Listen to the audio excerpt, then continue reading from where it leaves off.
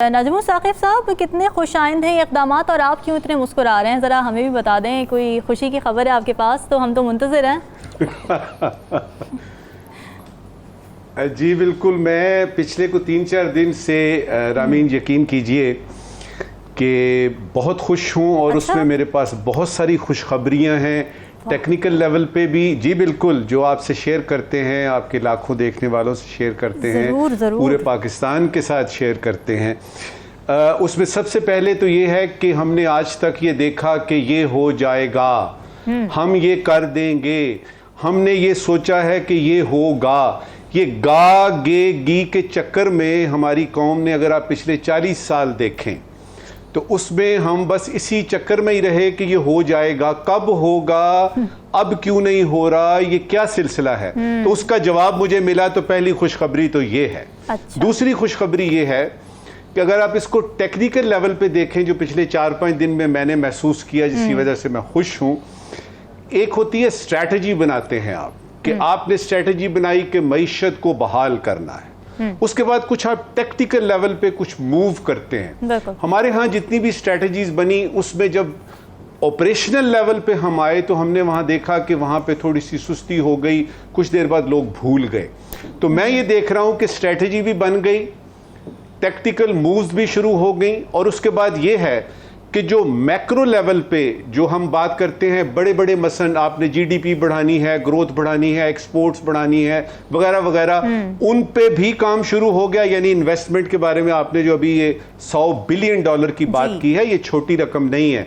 Note कीजिएगा कि हम पिछले को 1.5-2 साल से $1.2 बिलियन की बात कर रहे हैं IMF के साथ। यहाँ पे बात हो रही है 75 से 1 यानी 100 अरब तक की। अच्छा, अब माइक्रो लेवल पे भी बड़ा जरूरी था कुछ करके दिखाना, और उसमें मैंने ये देखा, जो खुशखबरियां मैं आपको, मैं सुबह जाता हूं यानी रावलपिंडी के एक जगह पे सिर्फ ये देखने के लिए कि चीनी की वाकई कीमत कम हुई है कि नहीं।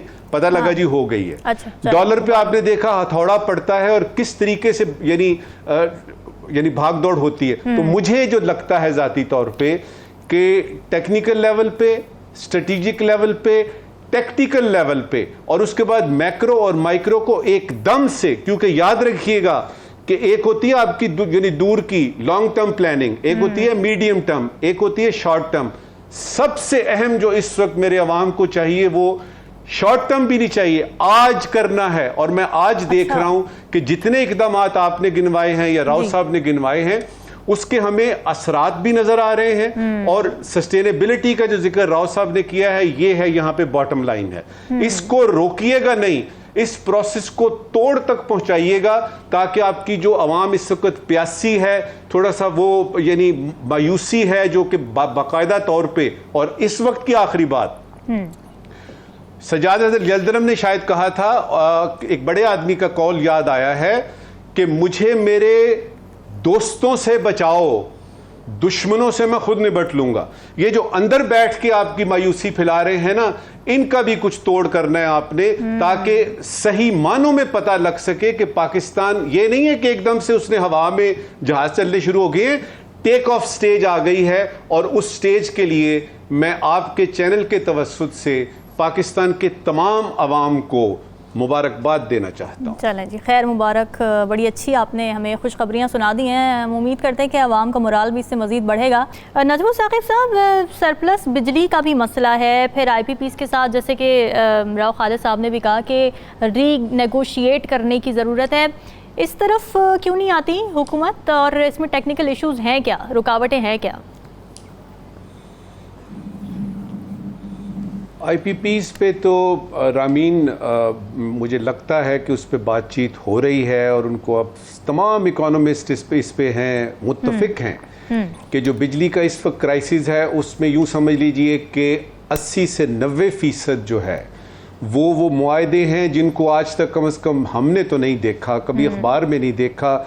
हमें पहले बताया गया कि जी ये फॉरेन इन्वेस्टर्स हैं, बाद में पता लगा जी ये तो लोकल इन्वेस्टर्स हैं। हमें बताया गया जी कि इसमें कैपेसिटी चार्जेस वगैरह ये लगू के कई किस्म की चीज़ें, और कुछ का इशारा जो है वो राव साहब ने भी किया है।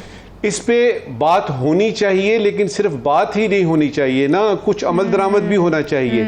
और मुझे किसी वजह से ये लगता है कि इस तरफ तवज्जो अभी दी गई है संजीदगी के साथ, और उसमें कुछ लोगों को अभी से ही फिक्र पड़ गई है कि क्या होगा। 2-3 चीजों की तरफ इशारा दिलाना चाहता हूं जी। उससे पहले आपको एक छोटा सा यानी वाकया सा समझ लीजिए कि एक मीटर चेक करने वाले को नौकरी मिली, तो को 3 साल तक जो है वो तनख्वाह नहीं लेने गया। तो उसके जो थे, जो यानी दफ्तर वाले थे, उन्होंने उसको खत लिखा कि बाबा तनख्वाह तो आके ले लो, तुम 3 साल से काम कर रहे हो। तो उसने हैरानी से पूछा जी इसकी तनख्वाह भी मिलती है? अच्छा। मतलब कहने का ये है कि आप जरा उस लाइन मैन को तो देखिए, आप अफसरों को तो दाएं बाएं कर रहे हैं, ये एसको पेस्को IS को फलाना ढमकाना।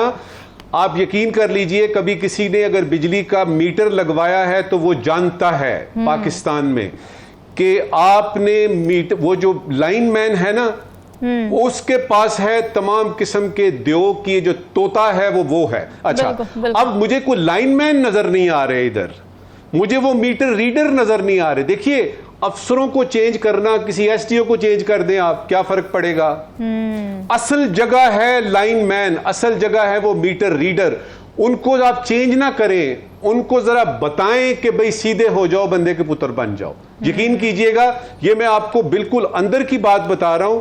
जिसको पता है कि बिजली कहां पे चोरी होती है, चाहे वो कुंडे लगते हैं। हाँ, एक और चीज है इसमें, देखिएगा कि जो बड़े साहिब इख्तिदार लोग या बाअसर लोगों की तरफ हाथ पड़े हैं, अब ये भी देख लीजिएगा कि जिन लोगों पे आप हाथ डाल रहे हैं वो जाएंगे अदालत में, और वो जो बिल उनका है, फर्ज करें कि 2 अरब रुपए का बिल है, वो 2 अरब रुपए का बिल जाएंगे अदालत में, और किसी भी छोटी सी अदालत में जाके करवा लेंगे कि जी 500 रुपया महीने का हम देंगे इसका, और वो हो भी जाएगा। और फिर 500 रुपया महीना अब इंतजार करते रहें। तो इसमें 3-4 जगहों पे मैंने इशारा दिलवाया है। निगरान हुकूमत की जो दयानतदारी है, या उन्होंने जो सोचा है कि जी इस पे वाकई काम करना है, अपनी जगह पे जरा थोड़ा माइक्रो लेवल पे आके देखिएगा। और मैं आपको एक बार यकीन दिलाता हूं कि अगर अदालतों को ये बता दिया जाए कि भाई इस किस्म के बिलों की इंस्टॉलमेंट्स नहीं करनी, सबसे पहले तो उन तमाम लोगों का, जिन लोगों के बिलों का ये चक्कर है, ये बिजली चोरी भी पकड़े जाते हैं, पहले तो मीटर बंद करें। आप वो मीटर लेके आएं और मेक श्योर करें कि उनको कोई और मीटर नहीं लगा के देता। नंबर 1, उनकी तमाम फैक्ट्रियां बंद होती हैं तो हों, वो जाहिर है ये कहेंगे कि जी और ये फैक्ट्रियां बंद होंगी, इंडस्ट्री का ये होगा। हमने एक चीज का इलाज करना है, उसमें कुछ जगहों पे तकलीफ होगी, वो तकलीफ उनको होने दीजिए। फिर दूसरी बात ये है कि जो नीचे लेवल पे है, जो आपके लाइनमैन हैं, जो आपके मीटर लगाते हैं जाके, और फिर उसके बाद खुद ही चेंज करते हैं और कुंडे लगाते हैं, उनकी तरफ तवज्जो देने की जरूरत है कि उनसे कहा जाए कि बाबा सीधे हो जाए। बिल्कुल ठीक है।